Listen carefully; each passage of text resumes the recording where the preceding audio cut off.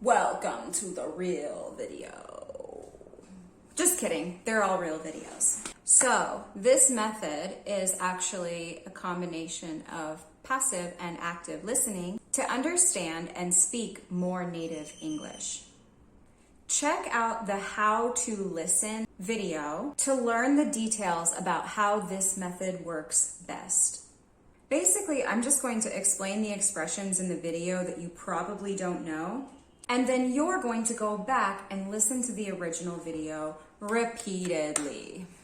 There's actually a little bit more to it than that, but you can check out the other video to hear all about the method. Let's get started.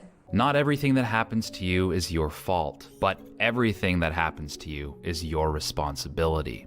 Am I supposed to blame myself because I was responsible for having that thing not go wrong? That's not really what I'm getting at. That's not what I'm getting at.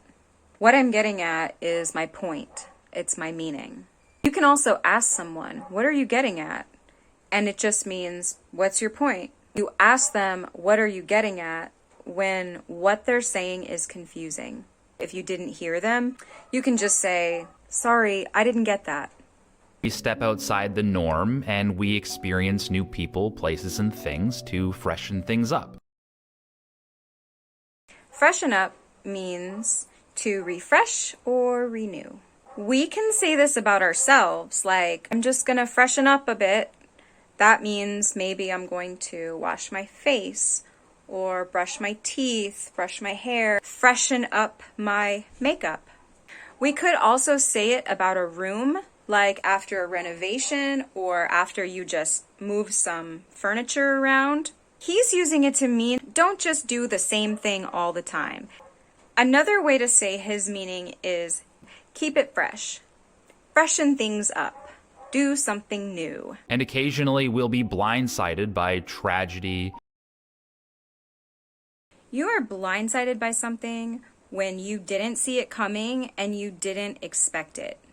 You could be blindsided by a breakup, by an affair, by a death in the family. And as you notice, most of the things that blindside us are negative. You can use this term in a physical way as well. So if you are in a car accident and the car that hit you is coming from back here, this is your blind spot, where you physically could not see them. You can say you were blindsided. It is blindsided,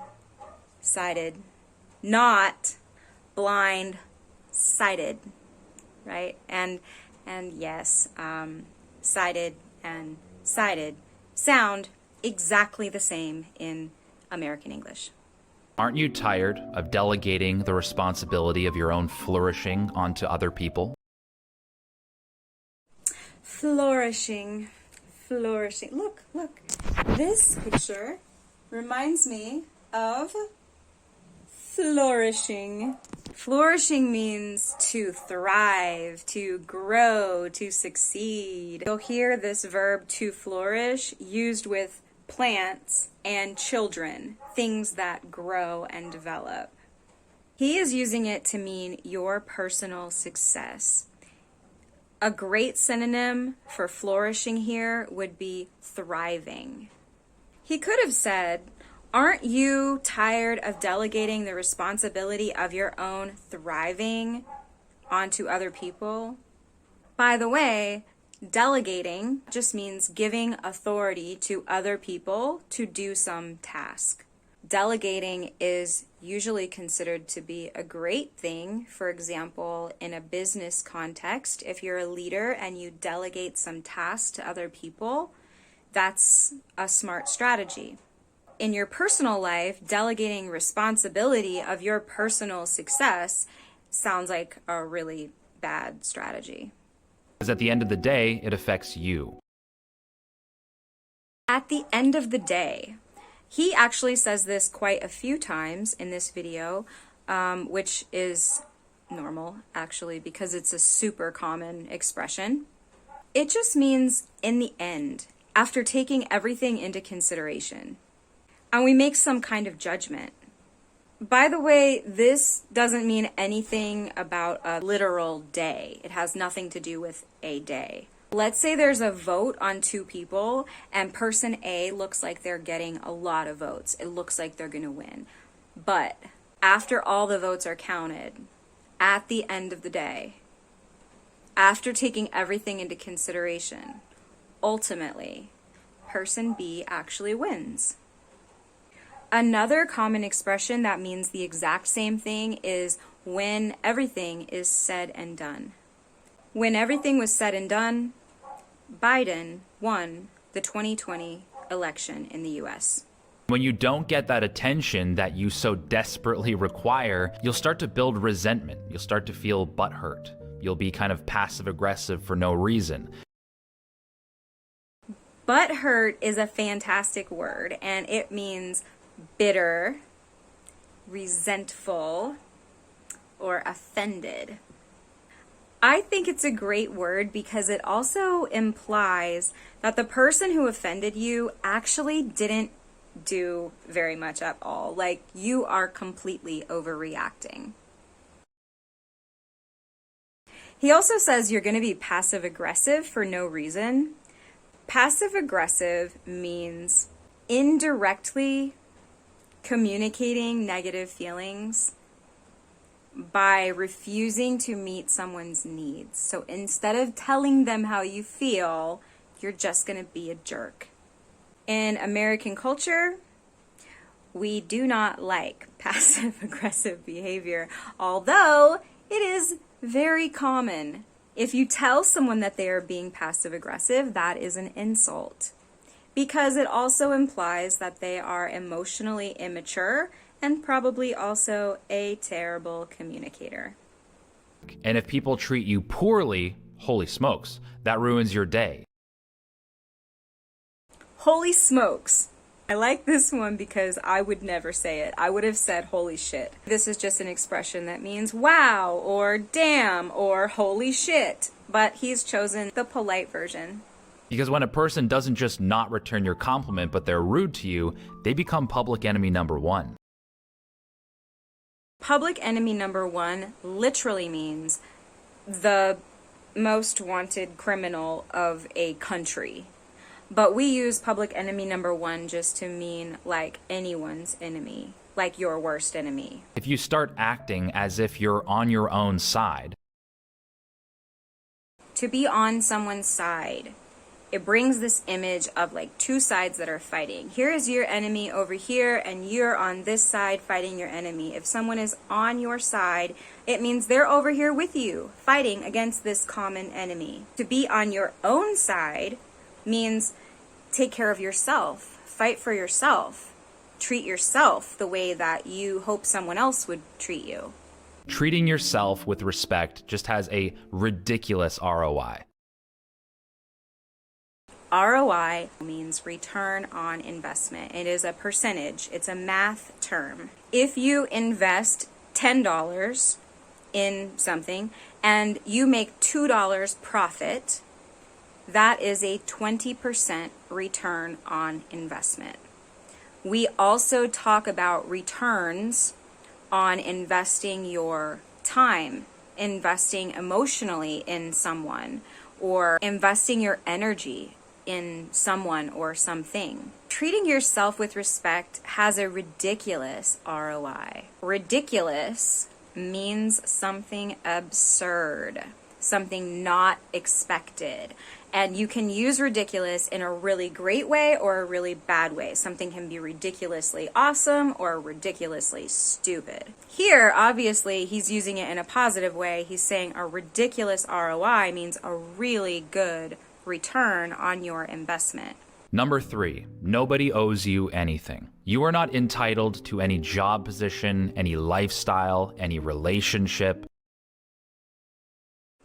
Entitled, you probably already know this word, but I'm going to make sure that you know this word because this word comes up a lot lately.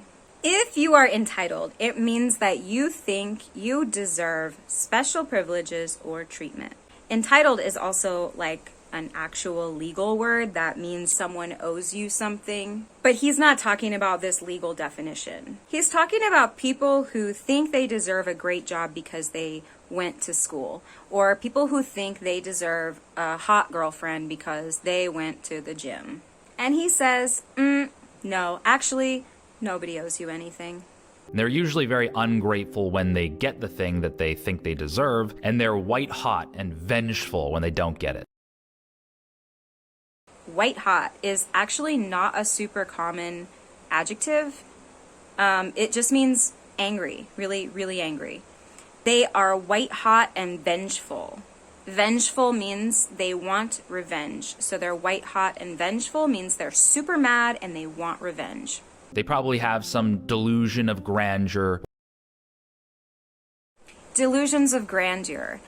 It's a set phrase, which means it does not change. That is also a psychological term that means false beliefs about your own intelligence, your importance, your prestige, your fame, your own greatness. You think you are president of the world. You think people really care about your opinions. You think you're a celebrity. You think you have special powers. Those are delusions of grandeur.